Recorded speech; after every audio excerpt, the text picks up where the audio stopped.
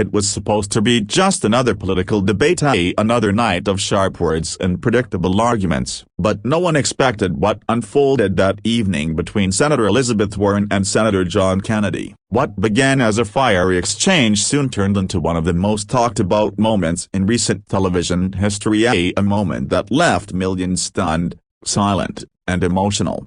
The cameras were rolling, the audience hushed, and the moderator had just asked a question about the state of American leadership. Warren, known for her unfiltered remarks, didn't hesitate, turning to Kennedy, her eyes sharp and voice unwavering.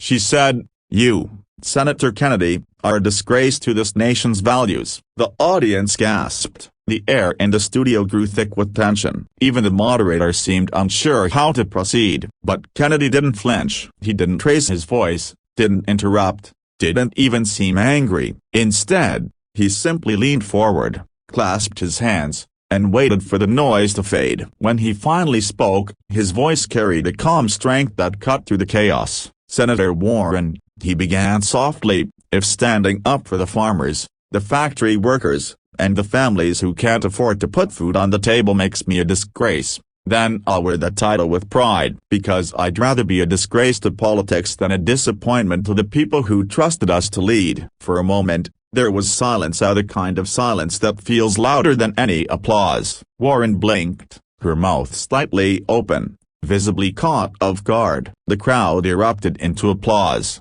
not the kind that comes from party loyalty, but from genuine respect. What happened next wasn't just about two senators clashing, it was about the deeper divide in the country, and the rare humanity that can still break through it. Kennedy's words struck something within the audience, and within millions watching at home. He didn't defend himself with insults or pride, he responded with conviction and empathy, reminding everyone what true leadership sounds like.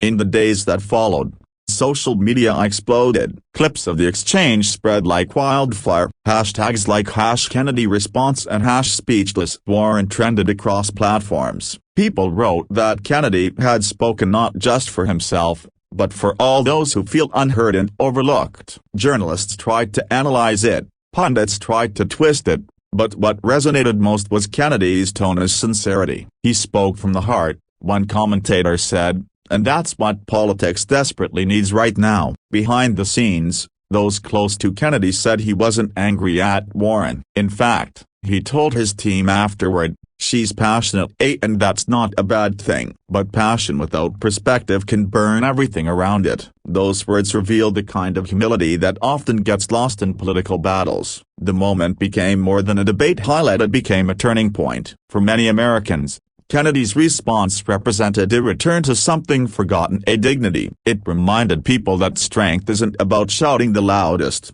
but about standing firm in truth, even when under fire. In a world where political discourse often feels poisoned by division and pride, Kennedy's calm reply served as a breath of fresh air. It was proof that grace under pressure still exists, and that respect doesn't have to disappear when disagreements arise. Weeks later, during a town hall meeting, an elderly woman stood up and said to Kennedy, tears in her eyes, "You made me proud to believe in decency again." Kennedy smiled humbly and replied, "Ma'am, that's the real goal. Not winning arguments, but winning back our faith in each other." And that, perhaps, is why his response continues to echo long after the cameras stopped rolling. It wasn't just a comeback, it was a reminder that leadership, at its best, isn't about ego or dominance. It's about courage, compassion, and character. As one commentator perfectly summed it up, Warren may have called him a disgrace, but in that moment, Kennedy showed America what grace truly looks like. By the end of that unforgettable night, it wasn't Elizabeth Warren's accusation that people remembered, it was John Kennedy's quiet strength, his unwavering calm, and the simple truth behind his words. Sometimes, the most powerful voice in a broken bar is the one that refuses to shout.